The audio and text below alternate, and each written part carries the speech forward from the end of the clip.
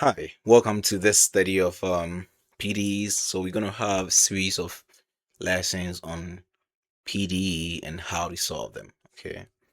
So in this first few series of videos, they're gonna be on how to solve first order PDE.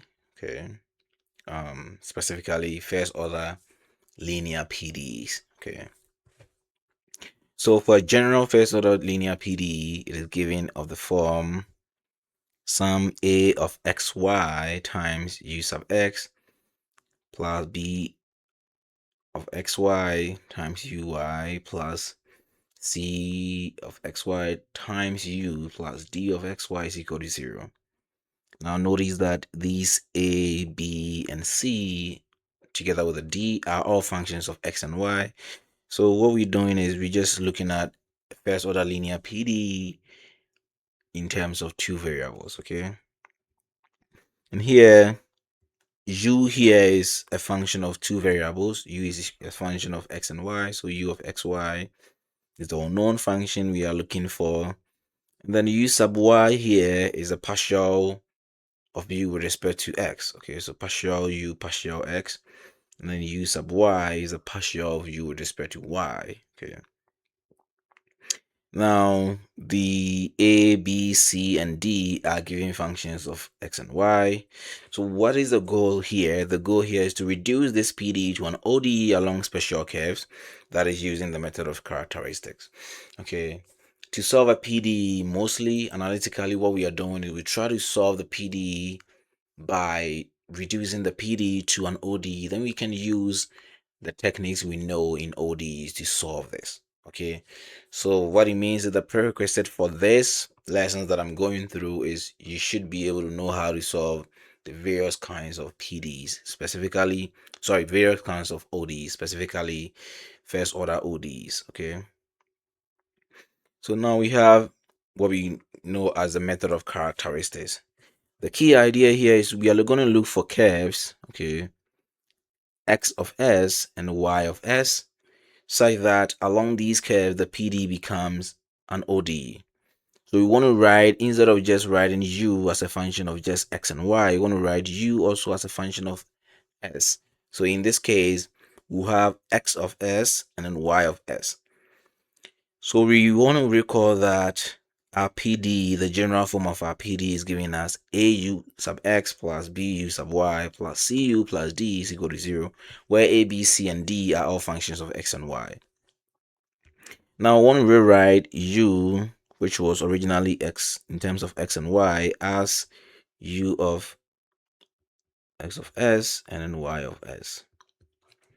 Then what do we do? What we do is we convert this equation here, this PD, first order PD equation, to a PD in terms of the new parameter or new variable s. Okay.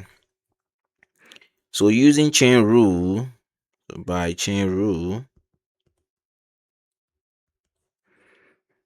our u sub s or partial u, so u sub x is equal to partial u partial x, is using chain rule, thinking that x depends on s. It means partial u partial x is equal to partial u partial s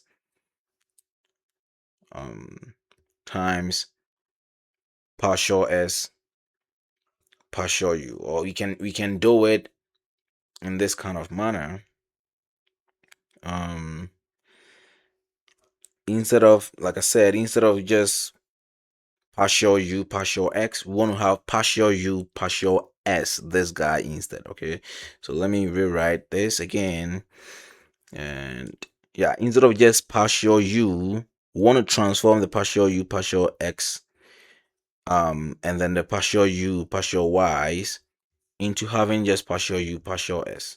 Okay, just one variable. That's what we want to do, and that can give us an ODE. Okay, so by chain rule, partial u partial s, this is equal to partial u partial x times partial x partial s plus partial u partial y times partial y partial s. Okay, so this is the new change that we want to have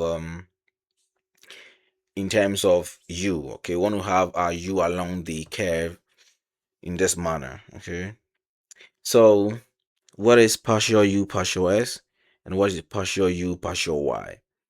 These are some things we know already. So rearranging, I'm going to have partial x partial s u sub x plus partial y partial s times u sub y. So if you look at the original PDE, where I say recall this part, the original PDE was giving us au sub x plus bu sub y plus cu plus d is equal to 0. Now if we substitute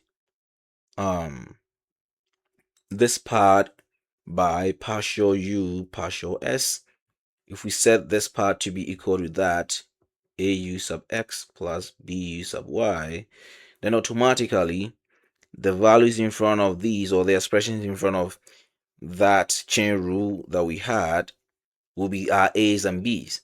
So it means a should be equal to partial x partial s, and then b should be equal to partial y partial s. And if that happens, okay, we are substituting. If you go back to our equation, this whole thing, we first pick the first two terms, and we are saying replace that by partial u partial s. So our general PD becomes this plus cu plus d is equal to 0.